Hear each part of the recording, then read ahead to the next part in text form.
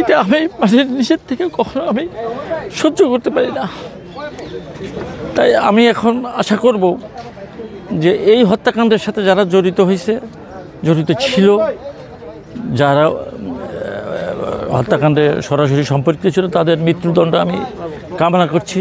এবং যারা এটার পেছনে হত্যার সহযোগিতা করেছে তাদের আমিও আইনের আওতায় আনি, দ্রুত বিচারের মাধ্যমে তাদেরকে মৃত্যুদণ্ড কামনা করছি। এখানে আমি মনে করি যে তৎকালীন সেনাপ্রধান বিডিআর গেটে 5 মিনিট লাগে একটা ট্যাঙ্ক যেত। একটা ট্যাঙ্ক যদি ওখানে যায় 2টা গোলা ছাড়তো, বিডিআর ন্যাংটা হয়ে ওয়াল টপকে চলে যেত, কিন্তু তাদেরকে সেই সহযোগিতা করা হয় না। তাদের ভাইদেরকে ঘন্টার পর ঘন্টা অপেক্ষা করে তাদেরকে হত্যা করা হয়েছে। এটা মঈন আহমেদ আমি মনে করি এটার সাথে জড়িত, এবং তাকেও ইন্টারপোলের মাধ্যমে দেশে এনে তার বিচার করা উচিত আমি মনে করি আর কি। আচ্ছা আঙ্কেল, যেটা হচ্ছে এখন তো একটা কমিশন হয়েছে, এই কমিশনটা তো গঠন করার পরে কমিশন কাজ শুরু করেছে, এখন আপনারা কি মনে করছেন? কমিশনের প্রতি আমাদের শেখ হাসিনার বিরুদ্ধেও মানবতা বিরোধী অপরাধে মামলা হয়েছে। জি জি, মঈন আহমেদের কথা আপনি বলছেন, একটু সব সামগ্রিকভাবে যদি আপনার আশা আকাঙ্ক্ষাটা আমাদের বলতেন।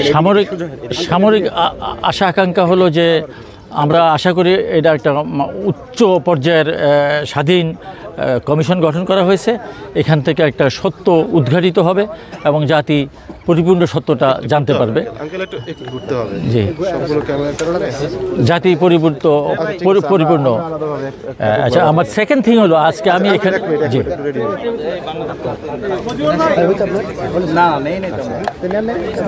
যেটা আপনি বলছিলেন, আমরা বলছিলাম আপনাকে যে কমিশনটা গঠন হয়েছে, আপনি বলছেন মঈন আহমেদের সংশ্লিষ্ট, একটু সব কিছু মিলে যদি আপনার আশা আকাঙ্ক্ষা বলতে পারেন।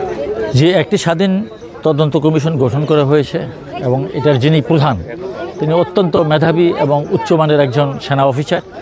আমি মনে করি এটার মাধ্যমে সত্য উদ্ঘাটিত হবে। তবে আমি ব্যক্তিগতভাবে মনে করি মঈন আহমেদের এখানে প্রচণ্ড ব্যর্থতা আছে, সম্পৃক্ততাও থাকতে পারে, কারণ ওনার নির্লিপ্ততার জন্য এতগুলি মানুষকে জীবন দিতে হয়েছে। ওখানে যদি দ্রুত ট্যাঙ্ক চলে যেত তাহলে আমার মনে হয় অনেকেরই জীবন রক্ষা করা সম্ভব হতো আর কি। এইটা আমি যেহেতু তিনি একটা ভিন্ন দপ্তরে ছিলেন, শেখ হাসিনা থাকতে পারে, এটা তদন্তেই বের হয়ে আসবে, কিন্তু আমি সরাসরি ওনাকে দোষারোপ করছি না।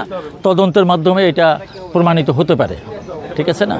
কিন্তু সারকামস্ট্যান্সেসে মনে হচ্ছে যে সে জড়িত।